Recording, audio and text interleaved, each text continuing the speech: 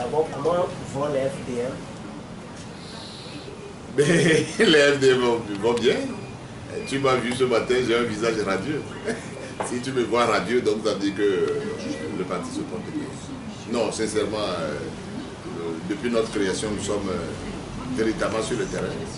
On ne fait pas trop de publicité autour, mais nous sommes dans les fédérations. On installe les bureaux de zone d'abord et puis les bureaux de fédération, tout doucement. Et nous sommes confiants à l'avenir. Combien de bureaux déjà installés?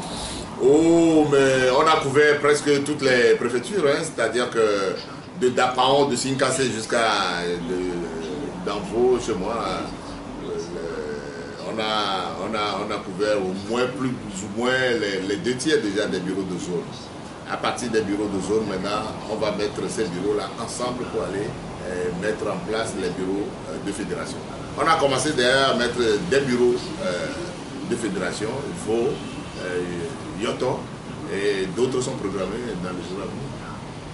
Et le groupe des 6, dont vous faites partie aussi, comment ça se passe là-bas? Mais le groupe des 6 va très bien parce que nous avons compris d'abord au FDR que nous devons changer nos comportements par rapport à ce que nous avons fait dans le passé pour pouvoir avoir des résultats.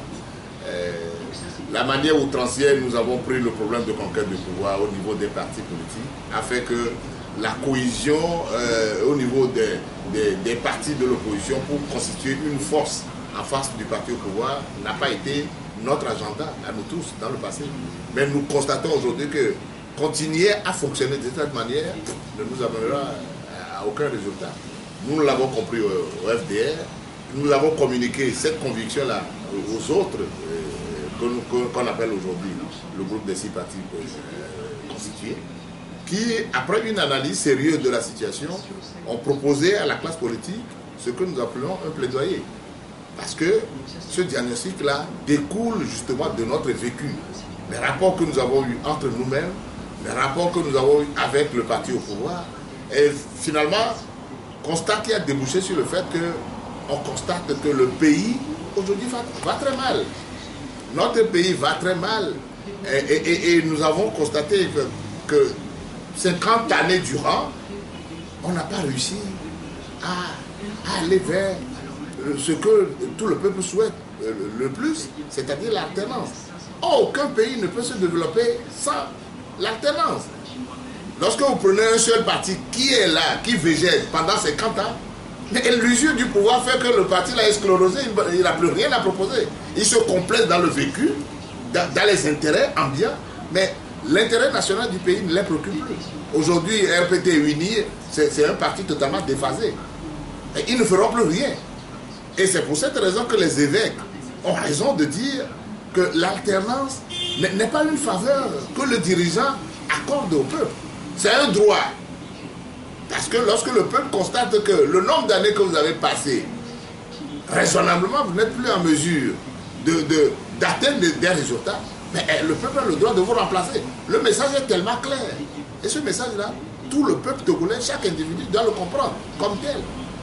Ces évêques ne peuvent pas être plus courageux que ce qu'ils ont fait. Alors donc au niveau du groupe des 6, nous avons décidé d'envoyer ce document au chef de l'État et partout. Vous avez constaté que depuis des mois, nous rencontrons les groupes sociaux, les évêques, les chefs traditionnels, la société civile, etc. Pour dire quoi? Pour dire qu'il est temps que les réformes que nous attendons longtemps dans ce pays, que ces réformes soient faites. On ne peut pas nous parler aujourd'hui de démocratie et établir des règles qui sont à l'avantage d'un seul parti. Alors à ce moment-là, on n'est plus en démocratie. Ça devient une démocratie de façade. Et c'est ce qu'on cherche à nous imposer. On crie partout qu'on est en démocratie. Mais les règles sont faites de telle manière que le parti qui est au pouvoir veut à tout prix gagner. Aujourd'hui, toutes les institutions sont verrouillées. Toutes les institutions. Prenez une à une. Voyez comment ces institutions fonctionnent. Alors donc ça veut dire que le parti au pouvoir a la même mise sur toutes ces institutions. En ce moment-là, on n'est plus en démocratie.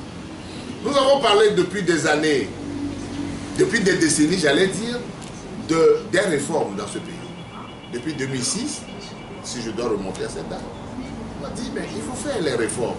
pour que ce pays revienne à l'endroit. Mais depuis 2006 à aujourd'hui, on n'a pas trouvé le mécanisme pour faire les réformes. Le dernier exemple, moi, qui me reste comme une arête dans la gorge, c'est l'atelier du H-Kroll, où nous sommes allés là-bas avec la volonté nécessaire pour aller à quelque chose de consensuel. Et Dieu merci, on a trouvé le consensus sur les réformes majeures, immédiates, urgentes à faire. Mais on est sorti avec beaucoup d'enthousiasme de cet atelier. Et puis, silence radio, plus rien. Des mois après, on nous apprend qu'on a mis des gens dans une fumeuse commission. Moi, je l'appelle une fumeuse commission. Pour dire que tout ce que nous avons fait dans cette salle-là pendant une semaine, il faut que cette commission recommence à nouveau. Et on apprend dans les couloirs que mais les conclusions auxquelles nous sommes parvenus, on va les mettre dans les tiroirs, on va nous inventer autre chose. Mais c'est là où le pays va exploser.